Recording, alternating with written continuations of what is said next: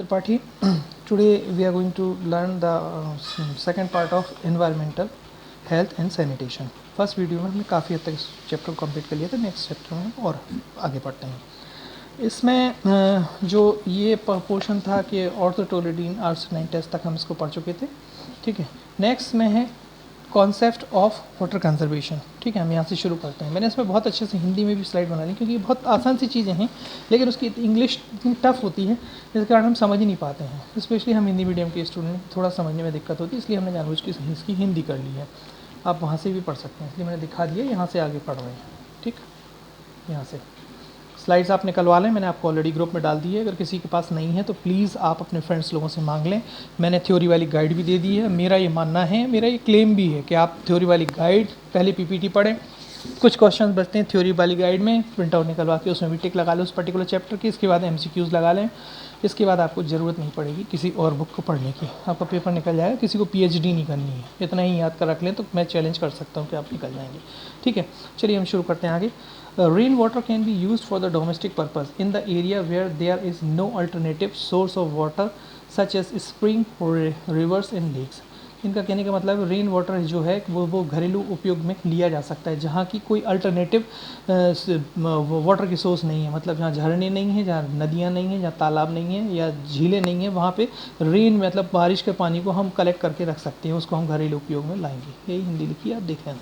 Rain water harvesting means collect it as it run off from the hard surface such as rooftop and storing in the tanks in the elevates water scarcity. इनका कहने का मतलब है rain water जो बारिश का पानी है उसकी संरक्षण किस तरीके से करते हैं. उसको कलेक्ट कर लेते हैं जो कि हमारी छत से निकलता है. रन ऑफ मतलब निकल के बाहर निकल जाता है हार्ड सरफेस से, और जैसे कि रूफ टॉप मतलब छत की ऊपरी सतह, और उसको स्टोर कर लेते हैं टैंक में. और इससे हम वाटर की स्केसिटी को एलिवेट कर सकते हैं. स्केसिटी मतलब कमी को दूर कर सकते हैं. ठीक है. Most pipe water supplies including storage tanks so that the water is always available. अधिकांश पाइप से पानी की आपूर्ति में भंडारण टैंक शामिल हैं. मतलब कहने का मतलब है जो पाइप टैंक हैं उनमें सब क्या कहने का मतलब है कि जो टैंक हैं उनसे पानी की सप्लाई होती है पाइप के थ्रू. हाँ, वो पानी की आपूर्ति करने के लिए हमेशा सक्षम रहते हैं कि हमने स्टोर कर लिया एक जगह पानी और फिर हम पाइप के थ्रू वहाँ से पानी निकाल रहे हैं. लाइक नदियों वगैरह से हम लेते रहते हैं और छोटे छोटे तालाब बना लेते हैं गांव में, वहाँ से हम पानी लेते रहते हैं. वो हमारी आपूर्ति के लिए हमेशा हमारी ज़रूरत की पूरी ज़रूरत में जितनी भी हमारी रिक्वायरमेंट है उतना पूरा कर देता है. इसके बाद है air is the most necessary for breathing purpose. ये हमें एयर पोल्यूशन का आ गया, सॉरी ये वाला ये स्लाइड हो गया एयर पोल्यूशन. ठीक है, हम यहाँ से शुरू कर रहे हैं. सीक्वेंस में ही है, मैंने बिल्कुल भी थ्योरी नहीं को भी टच किया. सेम वो थ्योरी जो उसमें है हमारी स्लाइड्स में, वही थ्योरी हमने यहाँ ली है. बस जस्ट उसकी हिंदी लिखी है ताकि बहुत जल्दी समझ में आ जाए. बहुत टफ सा दिखता है, हालांकि कुछ भी नहीं है अगर हम हिंदी में पढ़ें तो. ठीक है. Air is not only necessary for breathing purpose, cooling of the body, hearing and smelling, but it is also act as a vehicle for transmission of the disease resulting in even epidemics and pandemic. जिनका कहने का मतलब है जो हवा है वो केवल ब्रीदिंग सांस लेने के लिए ही उपयोगी नहीं है, ना हमारी बॉडी को कूल करने के लिए, और ना ही उसकी स्मेल के लिए. मतलब गंदी स्मेल आ रही किसी की हवा के थ्रू किसी गंदे पदार्थ की, या उस चीज़ के लिए, या सुनने के लिए.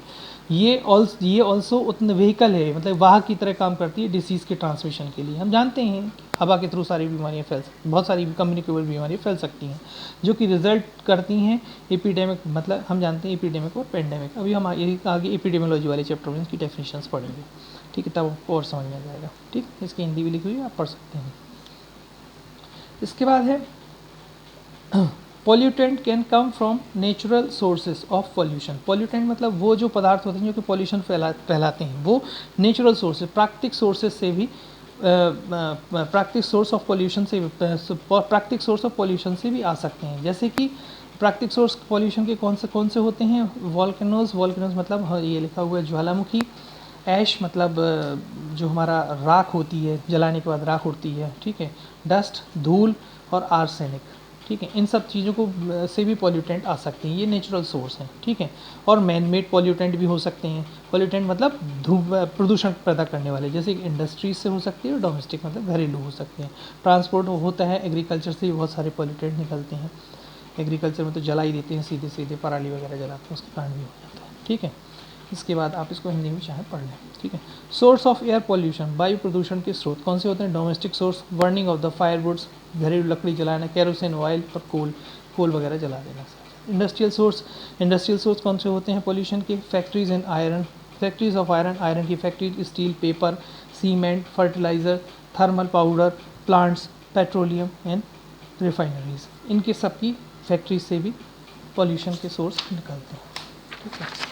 इसके बाद हम आगे चलते हैं, और कौन से पॉल्यूशन के सोर्स हो सकते हैं एयर पॉल्यूशन के? वेहिकुलर सोर्स, वेहिकुलर क्या? व्हीकल्स वगैरह, मोटर व्हीकल्स, रेल, शिप और एरोप्लेन्स वगैरह, जानते ही हैं हम, सबसे पॉल्यूशन होता है। इसके अलावा कुछ और बचते हैं, जैसे टोबैको स्मोकिंग वगैरह, न्यूक्लियर एक्सप्लोजर, फॉरेस्ट फायर, जंगल में आग लग जाए, बर्निंग ऑफ द रिफ्यूज़, जो रिफ्यूज़ की हुई चीज़ें उनमें एकदम से आग लग जाए, डस्ट स्टॉर्म्स, कोई आंधी तूफान वगैरह उठ जाए उनसे एकदम से हो, तो इस तरीके से सब चीज़, समुद्र की चींटे वगैरह, इनसे आके स्प्रिंग होते ओशन, ठीक। इसके बाद है हजार्ड्स ड्यू टू, क्या वायु प्रदूषण के कारण क्या क्या खतरे होते हैं ड्यू टू एयर पॉल्यूशन, ठीक है। इसके दो कुछ वो हैं, इसके क्या क्या होते हैं इससे? इमीडिएट एंड एक्यूट इफेक्ट, वायु प्रदूषण की इमीडिएट और एक्यूट इफेक्ट क्या होते हैं? Irritation of conjunctive irritation, nose, throat and respiratory mucus membrane, इनमें सब में इरिटेशन हो जाता है। एलर्जिक राइनाइटिस, ये हमने 042 में पढ़ा है, एलर्जिक राइनाइटिस, ठीक है। एक्यूट फेरिंजाइटिस, फेरिंग का इन्फ्लेमेशन हो गया, ब्रोंकिएक्टाइटिस, अस्थमा आदि बीमारियां इनके कारण हो जाती हैं। It may cause suffocation and death, suffocation भी होता है व्यक्ति को, जो अस्थमेटिक पेशेंट होते हैं उन्हें डेथ भी हो जाती है, ठीक है। और COPD वगैरह बीमारी भी होते हैं। डिले कॉज, लगातार पोल्यूशन होता रहा तो एयर पोल्यूशन तो क्या होगा? Delay and chronic cause, chronic bronchitis होगी, ब्रोंकिएक्टिस, सारी डिसीज हैं जो कि 042 के फर्स्ट शायद थर्ड रेस्पिरेटरी, थर्ड चैप्टर है, फर्स्ट स्टमक है, सॉरी वो है GI वाला सिस्टम है, सेकंड सिस्टम है, उसमें आप पढ़ सकते हैं 042 के ब्रोंकिएक्टिस क्या होता है, एम्फाइसीमा, COPD, ब्रोंक, सारी बीमारियाँ हैं रेस्पिरेटरी सिस्टम की, लंग कैंसर, ठीक है, ये हो जाती हैं। इसके बाद ग्लोबल इफेक्ट क्या होता है? एसिड रेन वगैरह होने लगती है, अम्लीय बारिश कहते हैं जिसको। हाँ, cause the acidification of the soil का एसिडिफिकेशन कर देंगे, अम्ल की एक परत बन जाएगी पानी में और जल में। हाँ, ट्रीज गेट्स किल्ड, पेड़ हुए वो मरने लगेंगे, जो कि एसिड रेन हो, मतलब अम्लीय बारिश होगी। कॉज डिफॉरेस्टेशन, जंगलों का डिफॉरेस्टेशन मतलब जंगल नष्ट होने लगेंगे। इरोजन ऑफ द सॉइल की ऊपरी की परत इरोज होगी, मतलब ख़त्म होने लगेगी, हटने लगेगी, ठीक है। इसके बाद ग्लोबल वार्मिंग, हम सभी जानते हैं global warming, increase the dryness of the climate की ड्राइनेस बढ़ जाएगी, मतलब जो नमी है वो ख़त्म हो जाएगी। रिड्यूस द फ्रूट प्रोडक्शन कम हो जाएगा, जब आर्द्रता ही नहीं होगी तो बहुत जल्दी बीजों को पकने के लिए समय नहीं मिलेगा, तो जल्दी नष्ट होंगे, तो फ्रूट प्रोडक्शन घट जाएगा। इंक्रीज द सी लेवल बढ़ जाएगा, समुद्रों का लेवल बढ़ जाएगा। फ्लड मतलब बाढ़ें आने लगेंगी, स्मोक फॉर्मेशन होने लगेगा। Increase incidence of the skin cancer वगैरह की डिसीज़ होने लगेंगी, सनलाइट बहुत तेज़ी के साथ आएगी, स्किन कैंसर होगा। डेवलपिंग द ओजोन डिप्लीकेशन, मतलब ओजोन लेयर नष्ट होने लगेगा, ठीक है, अगर एयर पोल्यूशन रहा। छोटे से पढ़ते चले आ रहे हैं बचपन से सारी चीज़ें, कोई बड़ी चीज़ नहीं हमारी। अब हम एयर पोल्यूशन किस तरीके से रोक सकते हैं? ठीक है, वायु प्रदूषण की रोकथाम। एनफोर्समेंट ऑफ द एक्ट को ज़बरदस्ती एनफोर्स कराना, मतलब लागू कराना। कौन सा? इंडियन फैक्ट्री एक्ट, कि भाई इतने से ज़्यादा पोल्यूशन नहीं कर सकती ये फैक्ट्री एक्ट है। Prevention and control of air pollution act, ये हम पढ़ चुके हैं, बायोमेडिकल वेस्ट में है, ठीक है। Smoke nuisance act, smoke nuisance act, इतने एक्ट वगैरह हमने इम्पोर्स कर दिए, जिसके कारण लोगों को प्रतिबंधित कर दिया कि आप इससे ज़्यादा वायु प्रदूषण नहीं कर सकते हैं, ठीक है, सब कुछ लिखा हुआ है। जनरल मेजर्स होता है, फिर भी हम नाप तोल करते हैं। ट्रैफिक कंट्रोल भी देखते हैं कि जैसे ज़्यादा ट्रैफिक तो नहीं हो रहा, अगर कंट्रोल किया जा सकता है तो करें। हम लोगों को जैसे दिल्ली की सरकार हम उन्हें करती रहती है कि भाई और जीवन लगा के, ताकि वायु प्रदूषण कम हो सके। मेंटेनेंस द व्हीकल, में व्हीकल की मेंटेनेंस के लिए बार बार वहाँ पता चलता है कि 2010 के पहले व्हीकल्स के सब अलग कर दिए जाएँ, क्योंकि उनसे पॉल्यूशन ज़्यादा रहे, उस तरीके की चीज़ें हैं।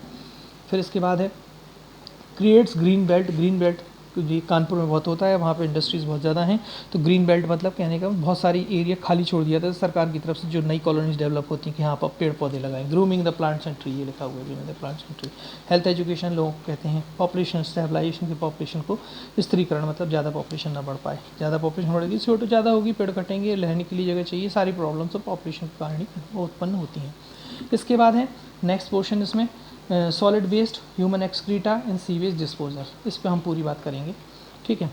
अब क्या है तो सॉलिड वेस्ट के बारे में पढ़ते हैं। Solid waste is a dry in form and it is discarded by the people as unwanted. एक ये सूखे के रूप में होता है। सॉलिड वेस्ट होता है ड्राई, होता है ड्राई फॉर्म होता है, सूखा होता है, और इसको निकाल दिया जाता है लोगों पीपल्स के थ्रू। एक अनवांटेड मतलब अनवांटेड मतलब जिसको वो चाहते नहीं है, जैसे हम ही घर के सामान फेंक देते हैं, जैसे डोमेस्टिक वेस्ट, घर की सामान फेंक दिया, कचरा बाहर फेंक दिया।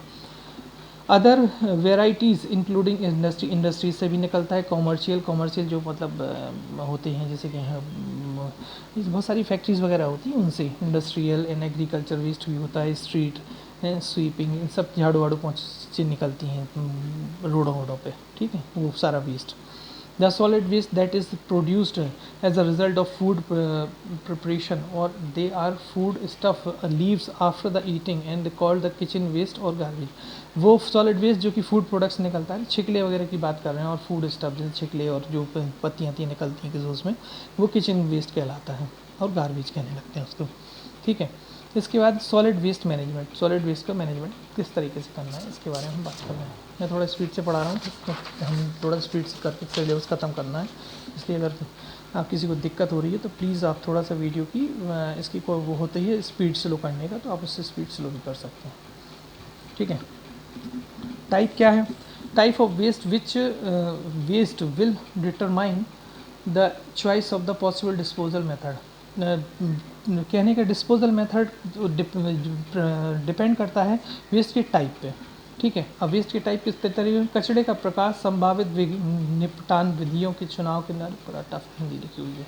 वेस्ट जो है वो डिपेंड का जो निपटारण है या डिस्पोजल है वो डिपेंड करता है, सीधा विंस की तरह ही है कि काला वाला सीधा गाड़ दो, येलो वाले को हम जला देते थे, और कौन सा था हमारा पीला नीला नुकीला, उसका हम इंसेनरेट वगैरह करते थे श्रेडिंग के बाद, सब कुछ हमने आपको पूरा बताया। उसी तरीके से इनको दो भागों में बांट दिए वेस्ट को। ये सब घरेलू वेस्ट की बात कर रहे हैं, उसके हिसाब से उसकी निस्तारण कर दिया, उसका सेटल कर दिया। प्यूट्री फाइबल जो सड़ सकने वाले अवशिष्ट हैं। सड़ सकने वाले कैसे होते हैं? Generally by growing, handling and preparing the cooking and consumable foods. घर में पड़ने वाले, कुल मिला के हमारे घर पे कचरा होता है जो कि सड़ सकता है, उसको अलग कर देंगे। गैर नॉन प्यूट्रीफाइबल जो कि नहीं सड़ सकता है, उसको अलग कर देंगे। सड़ने वाला हम सीधी सी बात है खाद बनाने को उपयोग कर सकते हैं, नॉन सड़ने वाला हम खाद नहीं बना सकते हैं, उसका अलग तरीके से करेंगे। भोजन में निकलने वाले सारे पदार्थ हैं वो सब कुछ उनको कुकिंग के दौरान निकलने वाले। This kind of waste tend to be more abundant during the rainy season. Rainy season में इनकी प्रचुरता या अधिकता बढ़ जाती है, इस तरीके के घरेलू पदार्थों की, क्योंकि मानते होंगे कि रेनी सीजन में ज़्यादा सब्जियां वगैरह ख़राब होती है तो उसको फेंका जाता है, और ठीक है। और इसलिए क्योंकि गर्म सर्दियों बहुत सारी बारिश की सीजन में सब चीज़ जल्दी सड़ती है, ठीक है, ठंड के सीजन में कम सड़ती है। और ये ना सड़ने वाली चीज़ें होंगी, नॉन प्यूट्रीफाइबल होगा, do not decompose easily decompose नहीं होंगे, नहीं विघटित होंगे, ठीक है। में विघटन मतलब होता है मतलब नष्ट हो जाना, मतलब मिट्टी में डाल दिया और धीरे धीरे करके वो ख़त्म हो गई, वो चीज़ मिट्टी में ही मिल गई, जैसे पपीते वगैरह के छिलके वगैरह, ये लेकिन नहीं होंगे। जैसे वाली प्लास्टिक की चीज़ है, एक सीढ़ी उठा के डाल दीजिएगा, पेन ड्राइव डाल दीजिएगा, वो थोड़ा ना वहीं बनी रहेगी। मे और may not be may not be combustible. Combustible मतलब दहनशील, हो सकता है दहनशील ना हो, मतलब जल भी ना पाए, जैसे स्टील की चीज़ें हैं नहीं जल पाएंगी।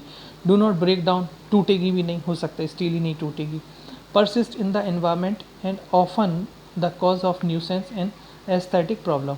इन्वायरमेंट में बनी रहेगी, इन्वायरमेंट में वातावरण में वो चीज़ बनी रहेगी और न्यूसेंस क्रिएट करेगी, और एस्थेटिक प्रॉब्लम सौंदर्य संबंधी समस्याएं भी क्रिएट करती रहेगी। ये सारी चीज़ें, ये दो अलग अलग टाइप कर दी गई, ठीक है।